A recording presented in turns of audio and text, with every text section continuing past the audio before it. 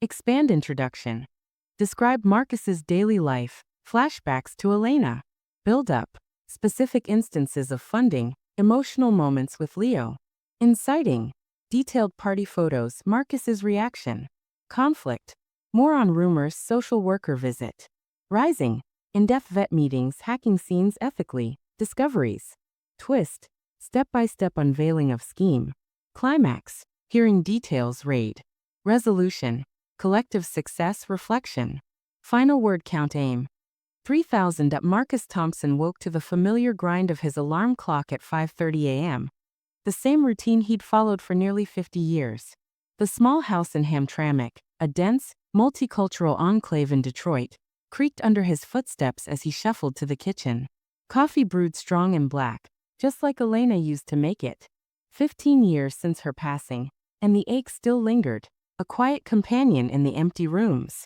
Marcus, now 68, with silver hair cropped short and hands etched with grease lines that no amount of scrubbing could erase, found solace in his garage. It was more than a workspace. It was his world. The garage, attached to the house, smelled of oil and metal, a symphony of tools hanging neatly on pegboards. Marcus had retired from the auto plant 5 years ago, but he still took odd jobs. Fixing neighbors' cars for a fraction of shop prices, tinkering with vintage engines for fun. But his true labor of love was invisible to most. Supporting his stepson, Leo's music career. Leo, 35 now, had been Elena's son from her first marriage. When Marcus married Elena, Leo was a scrawny 10-year-old with a chipped guitar and dreams bigger than the Motor City skyline.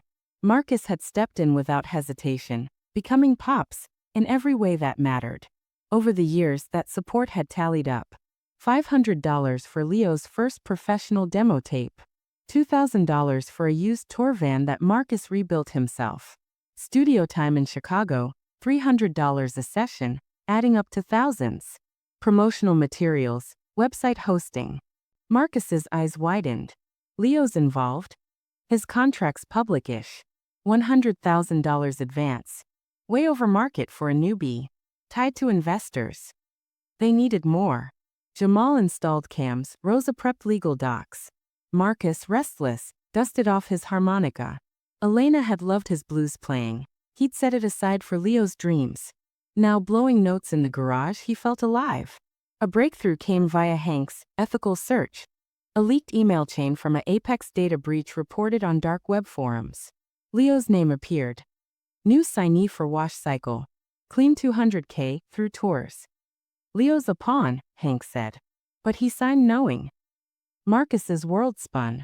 Not just greed crime. They planned exposure. Viral video, Jamal suggested. You play, we overlay facts.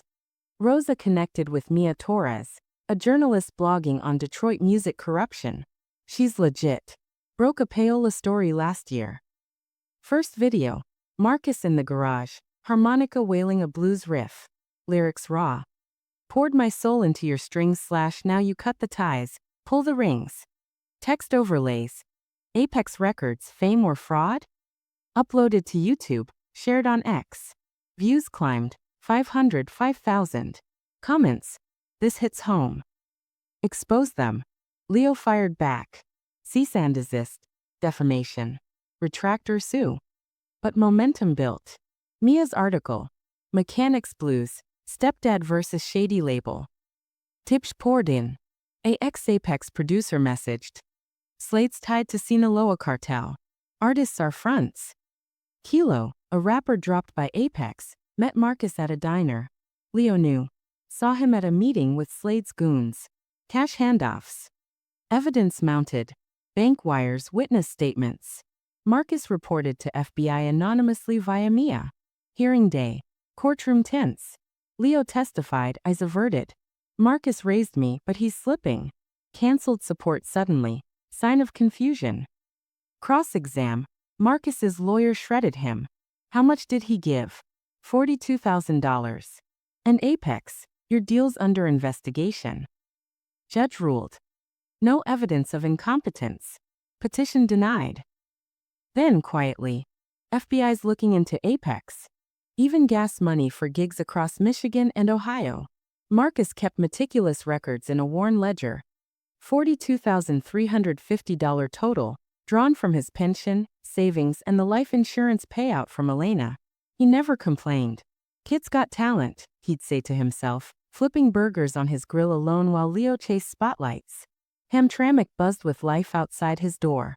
Polish bakeries wafted pierogi scents, Bengali shops sold spices, and the night air throbbed with beats from underground clubs.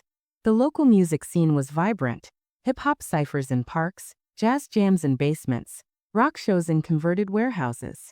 Leo had cut his teeth here, playing open mics at places like the Painted Lady or Planet Aunt Marcus attended when he could, sitting in the back with a soda, beaming as Leo commanded the stage. But Leo's ambitions grew. He moved to Chicago 3 years ago for better opportunities, leaving Marcus with phone calls and occasional visits.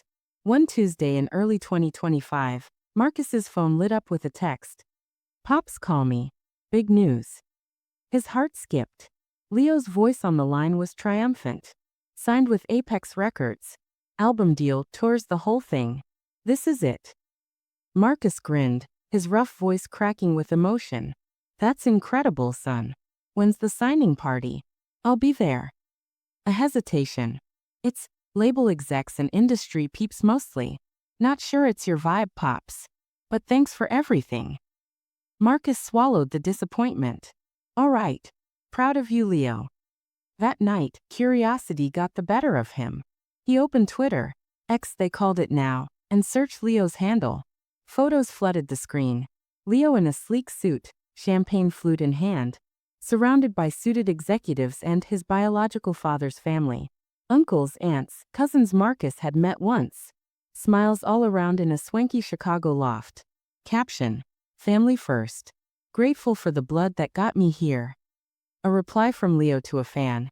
"Stepdad helped some, but this is real roots." Betrayal boiled into anger. Marcus paced the garage, tools clanging as he slammed drawers. How dare Leo? After all the sacrifices? He needed help. That evening, he headed to the VFW Hall, a squat brick building where retired vets gathered Tuesdays. Hank Riley, 72 Vietnam era, greeted him with a firm handshake. Rosa Martinez, 55 Iraq vet and nurse. Jamal Washington, 60 Gulf War engineer. They listened as Marcus poured out the story over poker chips and beer. "That's bullshit," Hank growled, his laptop always at hand. "Elder exploitation. Seen it with my uncle." Rosa nodded. "Legal aid can fight this. But we dig dirt first." Jamal leaned in. "Start with security. I'll wire your place." The group became his war room. Hank, a self-taught hacker from his Intel days, started researching Apex Records. Indie label but sketchy. CEO Victor Slade has lawsuits for contract disputes. As the hearing date approached, 6 weeks out, Leo amped up. Anonymous calls to Adult Protective Services. "Check on Marcus Thompson. He's unstable, might hurt himself." A social worker, Ms. Patel, showed up unannounced. "Mr. Thompson, concerns about your well-being. Memory lapses? Financial mismanagement." Marcus invited her in, showing organized bills, the ledger. "Only mismanagement was giving too much to my stepson. Here's the proof." She noted his clarity but warned. Family disputes can escalate. Meanwhile, Hank's digs deepened. Public records showed Apex's finances. Influxes from Cayman Islands accounts, outflows to artists with no releases. Laundering, Hank confirmed. Cartel money cleaned through royalties. The words pierced like a shard of glass. Just a stepdad. Marcus sat in his recliner, staring at the screen until his eyes blurred. Memories flashed. Teaching Leo to drive in the van he'd later use for tours, skipping his own doctor's appointments to cover Leo's mixing fees, eating ramen so Leo could afford better strings. $42,350. Not just money, his lifeblood. By morning, resolve hardened. He logged into his bank app and canceled the recurring $500 transfer for Leo's promo budget. Texted, "Congrats. Time to fly solo. Love always, Pops." Leo's call started immediately. "What the fuck, Marcus? I need that for marketing. The label's matching funds, but I gotta show commitment. You're flipping out over nothing." "Nothing."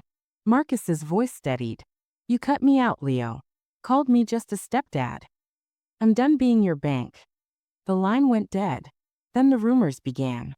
A neighbor, Mrs. Kowalski from down the street, mentioned it first. Heard Leo's worried about you. Says you're forgetting things, acting paranoid. Marcus brushed it off, but it escalated. Social media posts from Leo's circle hinted at family issues with an elderly relative. Then the letter arrived. A legal notice from a Chicago firm. Leo was seeking conservatorship, claiming Marcus's cognitive decline and erratic financial decisions made him a risk to himself. Evidence: canceled payments, hoarding savings, isolation.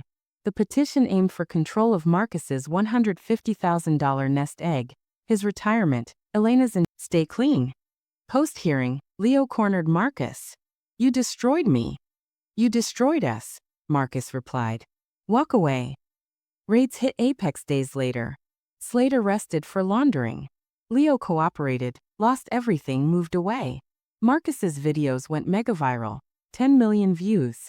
Offers came, but he founded Garage Blues Collective, teaching music to kids, funded by crowd funds. Vets co-ran it, community thrived. One festival night, Marcus on stage. Found my tune in the silence. Crowd roared. In Hamtramck